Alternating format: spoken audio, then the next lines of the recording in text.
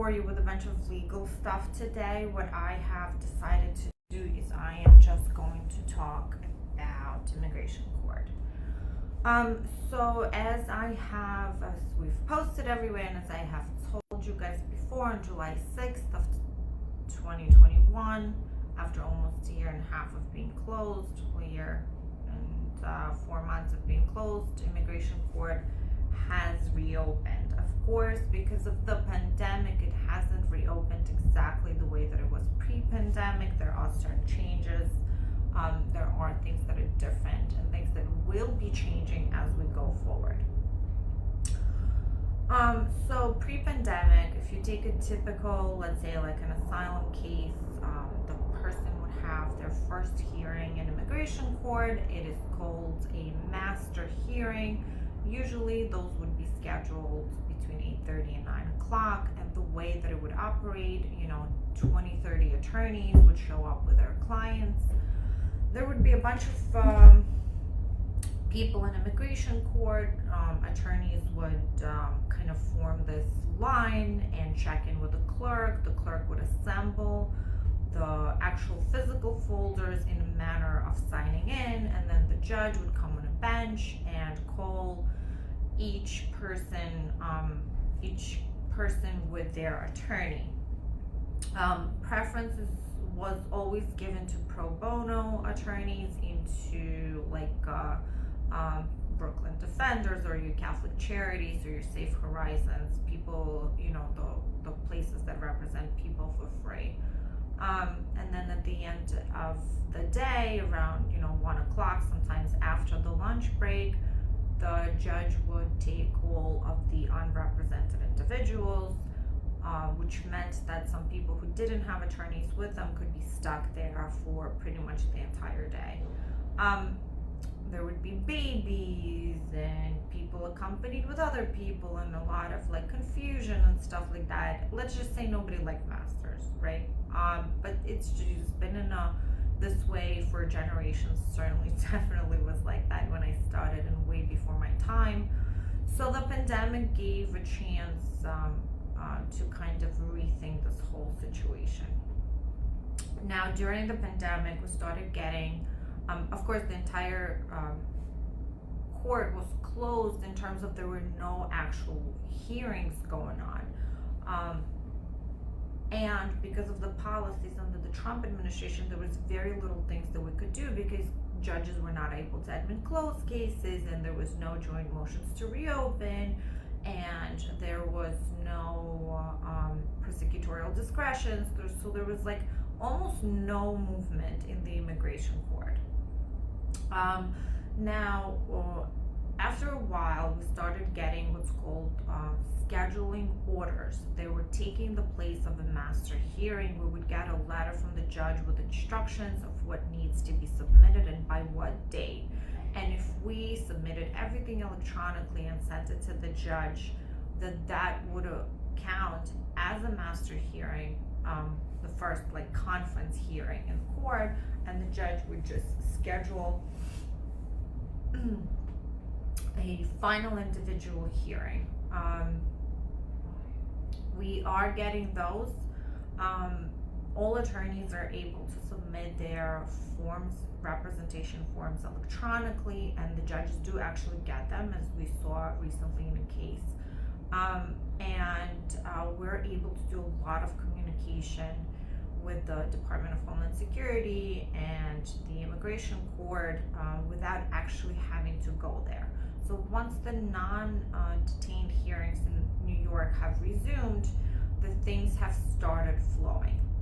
To be precise, on July 6th, there were already hearings in the immigration court in New York.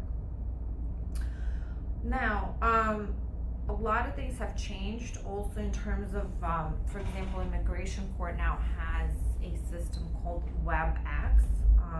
It is a system that they have implemented to allow to have video hearings without people actually being in the court, which to a certain extent is nice.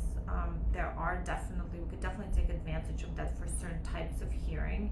and it simplifies because we do not have to travel and spend time there. Our clients can be in their home registered. They do not have to, if they live in another part of New York, they do not have to take the whole day off and travel and stand and wait.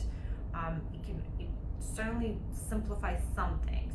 Of course, it makes other things more difficult because not everybody wants and can do a full-blown administrative trial through a video call. That becomes very, very tricky. Recently, we've done one in-person master hearing where we showed up to the judge's courtroom, and the judge actually took and did the hearing in person. We were told that is not necessary, but there was some confusion with the court, and actually a bunch of attorneys showed up on that day because they didn't get information neither on a WebEx nor on a telephonic appearance. A telephonic appearance is when the judge allows you to appear by phone without our client being present. It's just the judge, the Department of Homeland Security, and the attorney. A lot of people are experiencing confusion, and there is some confusion in the air because things are not set in stone. These are all kind of almost not experimental, but they are very new. And for an immigration court that had so many policies set in stone for so long, it is really hard to adapt and flow with the times. Currently, for example, at any given time, not all judges are sitting on the bench in immigration court. They have a divide and conquer approach. They only have a portion of the judges coming into the building each day, and they are separated between the two floors, the 12th and the 14th floor, and sometimes the judges are not even in their own chambers. The clerks and the immigration court staff are doing the best that they can to follow all the COVID protocols and to make sure that people are separated and they're staying, socially distanced, and people are wearing masks. But like with anything else, whenever there is a congregation of people, especially in such a high stress environment like an immigration court, not everything is going to be followed to the T. We did a telephonic court appearance the other day. We just logged on through a phone line. The attorneys were present by telephone. The judge was taking masters as they were. Everything took place the same exact way that it would have happened had we would have been in court, only in a much more efficient way in terms of that we didn't have to actually travel to court. Not that we're far, we're actually like 5 blocks away from court, and we could just walk there.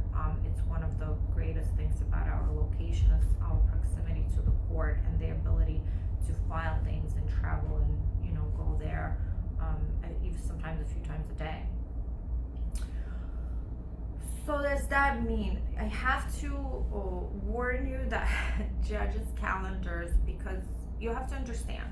So I know that for the majority of things, people are operating as if COVID is over. People are back to school, they're back to work, they are going to theaters, they're going to restaurants, they're outside, especially during the summer. But COVID did happen, and immigration court was closed for a very, very, very long time, unprecedented. And before COVID, the judges' dockets were already very extended. They were already into 2022 and 2023. So we are seeing some judges' calendars go into 2024. I haven't heard 2025 yet, but you can see how far extended that is. Good news, right? So what is the good news? What is going to help us declutter this whole mess? One is that right before the pandemic was over, a bunch of new judges were hired. Number two, more judges are going to come on a bench shortly. There have been some more hiring of the judges in the New York Immigration Court. That means two things. One is that it will, of course, allow for shorter calendars for judges once they settle in, and they start operating at their regular capacity.